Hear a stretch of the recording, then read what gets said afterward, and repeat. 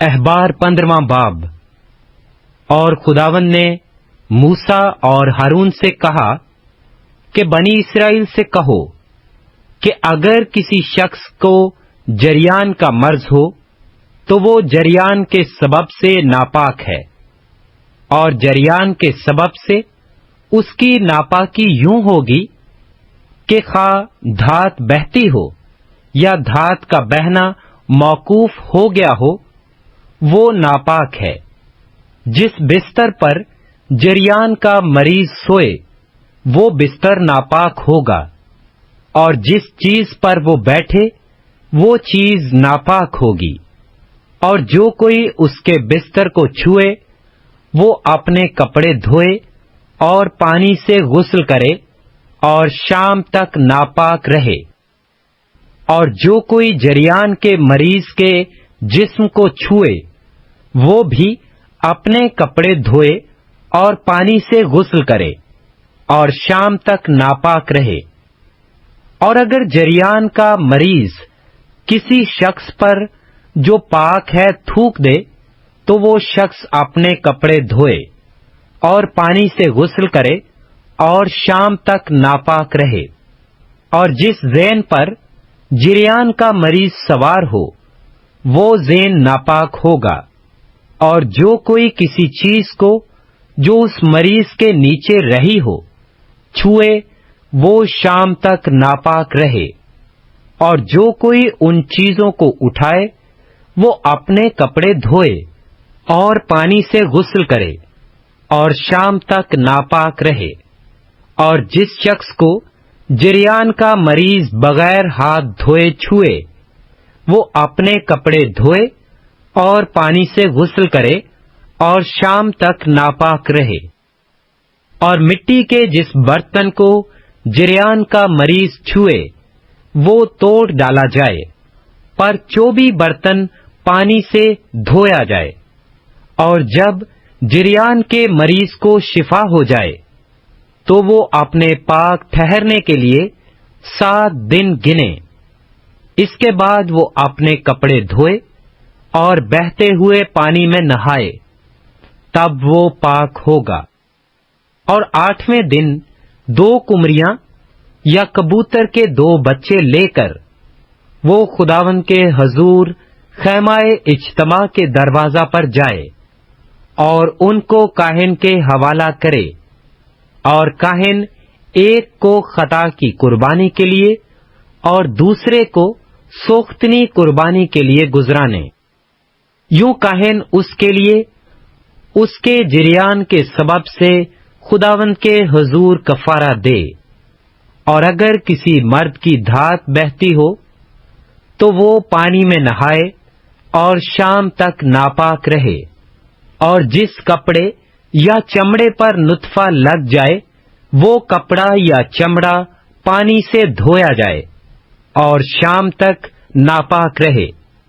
اور وہ عورت بھی جس کے ساتھ مرد صحبت کرے اور منزل ہو تو وہ دونوں پانی سے غسل کریں اور شام تک ناپاک رہیں۔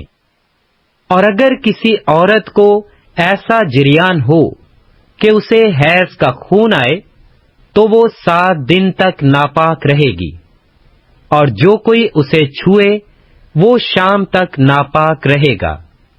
اور جس چیز پر وہ اپنی ناپاکی کی حالت میں سوئے وہ چیز ناپاک ہوگی، اور جس چیز پر بیٹھے وہ بھی ناپاک ہو جائے گی۔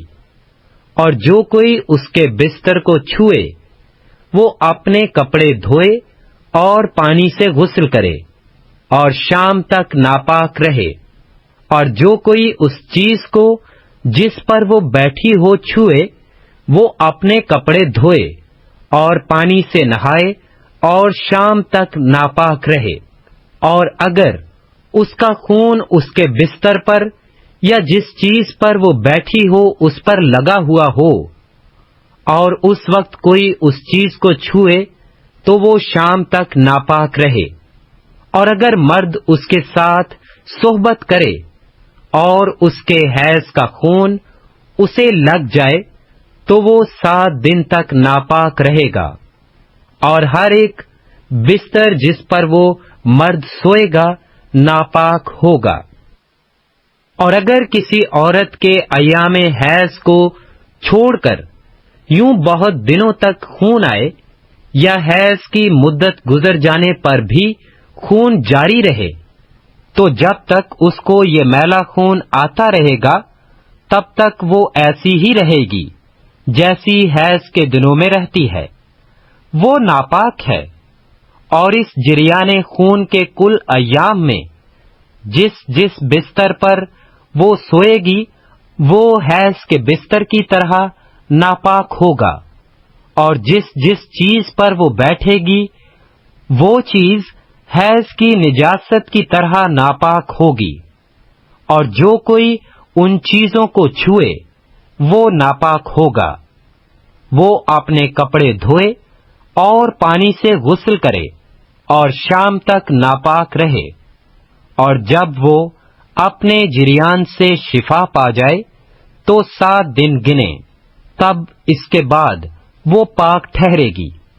और 8वें दिन वो 2 कुमरियां या कबूतर के 2 बच्चे लेकर उनको खैमाए इज्तिमा के दरवाजा पर काहिन के पास लाए, और काहिन एक को खता की कुर्बानी के लिए और दूसरे को सोख्तनी कुर्बानी के लिए गुजराने। यूं काहिन उसको नापाक खून के जिरियान के लिए खुदावंद के हुजूर उसकी तरफ से कफारा दे। इस तरीक से तुम बनी इसराइल को उनकी निजासत से अलग रखना, ताकि वो मेरे मकदस को जो उनके दरमियान है नापाक करने की वजह से अपनी निजासत में हलाक ना हों। उसके लिए जिसे जिरियान का मर्ज हो, और उसके लिए जिसकी धात बहती हो, और वो उसके बाइस नापाक हो जाए, और उसके लिए जो हैज से हो, और उस मर्द और औरत के लिए जिनको जिरियान का मर्ज हो, और उस मर्द के लिए जो नापाक औरत के साथ सोहबत करे, शरा यही है